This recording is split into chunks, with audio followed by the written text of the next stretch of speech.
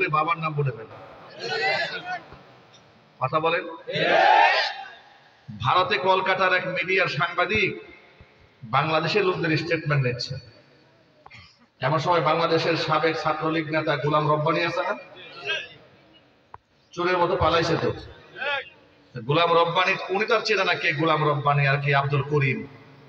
সাংবাদিক দেখছে বাঙালি ঘুরে বেড়াচ্ছে, বউ নিয়ে খুব রিল্যাক্স মোডে আছে, ডাক দিয়েছে।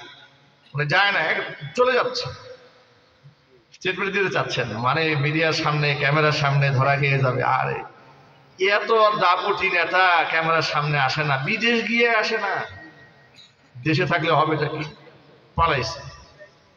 সামনে যাচ্ছে, ওর স্ত্রীকে ডেকেছে, টিটকারি করে বলতেছে, কলকাতায় আসছেন কেন? কলকাতা দখল করতে? টিটকারি করতেছে। কেন আমরা বাংলাদেশে, আমরা কলকাতা দখল করতে আসবো কেন?